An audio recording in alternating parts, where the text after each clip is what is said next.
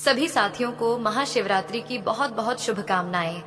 महाशिवरात्रि केवल एक पर्व नहीं, बल्कि आत्मा और परमात्मा के मिलन की रात मानी जाती है। पृथ्वी पर आध्यात्मिक ऊर्जा चरम पर होती है। मन, शरीर और आत्मा को शुद्ध करने का श्रेष्ठ अवसर मिलती है। शास्त्रों में कहा गया है कि इस रात्रि की गई पूजा हजारों जन्मों के पापों को शांत कर देती है। और जो व्यक्ति महाशिवरात्रि की कथा श्रद्धा से सुनता है, उसके जीवन के दुख स्वतः शिव के चरणों में समर्पित हो जाती हैं।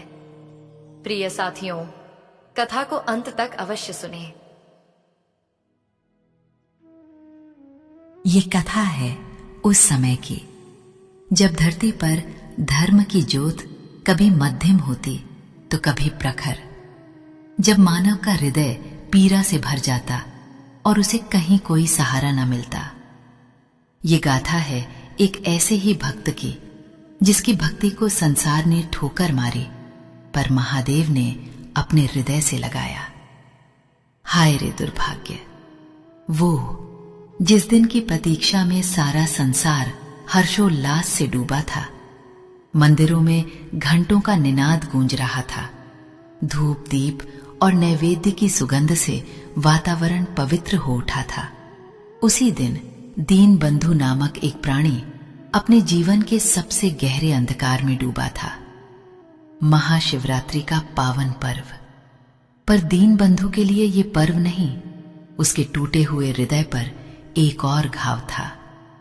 वो दीन था, अनाथ था और था अत्यंत गरीब। उसके पास न फूल थे, न दूध, न बेलपत्र, न कोई धतूरा।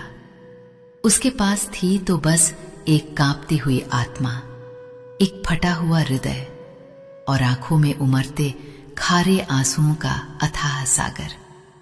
उसका नाम दीन बंधु था, पर उसका न कोई बंधु था, न कोई सहारा। गांव के बाहर एक टूटी फूटी झोपड़ी में वो अकेला रहता, जो शायद ही उसे तूफानों से बचा पाती। भूख उसकी नित्य सहचरी थी और अपमान उसके जीवन का दूसरा नाम। गांव में जब भी कोई पर्व आता, लोग उसे और धिक्कारते। अरे ये अपशकुनी कहां से आ गया, कोई चिल्लाता। हटो हटो, इसकी काली सूरत देख ली तो दिन बिगड़ जाएगा। कोई दुकान वाला उसे अपने पास भटकने भी नहीं देता। उसके शरीर पर मैले कुचैले फटे पुराने वस्त्र थे, जो शायद ही उसके तन को ढक पाते थे। बाल बिखरे हुए, आंखें धसी हुई और चेहरा भूख व पीड़ा से जुर्रीदार। एक बार की बात है, गांव के मुखिया के घर विवाह था। दीन बंधु ये सोचकर कि शायद आज उसे कोई एक निवाला दे दे, हिम्मत करके उस घर के आंगन के बाहर जा खड़ा हुआ। उसकी आंखों में आशा की एक हल्की सी किरण थी, पर मुखिया के बेटे ने उसे देखते ही एक लकड़ी उठाई और जोर से चिल्लाया, भाग जा यहां से मनहूस, तेरी वजह से हमारा शुभ कार्य बिगड़ जाएगा। हट जा, नहीं तो हड्डी पसली एक कर दूंगा। लकड़ी की मार उसके दुबले पतले शरीर पर पड़ी और वो दर्द से कराहता हुआ, डगमगाता हुआ वहां से दूर भागा। उसकी आंखों से आंसू नहीं, मानो रक्त की बूंदें निकल रही थीं। वो दिन था जब उसने सोचा, क्या मेरा जन्म केवल मार खाने और धिक्कारे जाने के लिए हुआ है? क्या इस संसार में कोई नहीं जो मुझे अपना कहे? एक अन्य अवसर पर वो बहुत भूखा था। एक मंदिर के पास प्रसाद बंट रहा था।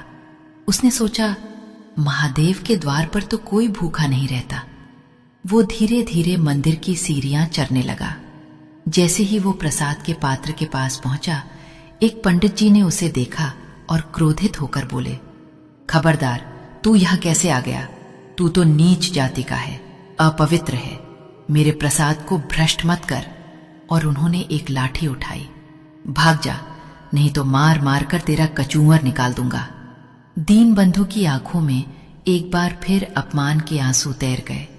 उसका हृदय चीत्कार कर उठा, महादेव, क्या तेरे दरबार में भी मेरे लिए कोई जगह नहीं? क्या मेरी भूख, मेरी पीड़ा, मेरी भक्ति सब व्यर्थ है? वो बिना प्रसाद लिए सिर झुकाए उस पवित्र स्थान से भी दुत्कार कर भगा दिया गया। उसके मन में हजारों प्रश्न उठते जिनका कोई उत्तर न था। उसका मन एक टूटा हुआ शीशा था जिसमें हर दिन अपमान और उपेक्षा की चोट से और दरारें पड़ती जा रही थीं। उसका भाग्य उसे हर जगह से ठुकरा देता। वो काम मांगने जाता तो लोग उसे अकर्मण्य, चोर और नीच कहकर भगा देते। कभी कभी तो लोग उसे बेवजह पीट देते, सिर्फ इसलिए कि वो गरीब था, अकेला था और कोई उसका पूछने वाला नहीं था। वो अक्सर रात के अंधेरे में अपनी झोपड़ी के बाहर बैठकर रोता रहता। हे महादेव, तूने मुझे क्यों बनाया? क्यों दिया मुझे ये जीवन जिसमें केवल पीड़ा और अपमान भरा है? क्या मेरा कोई अपराध है?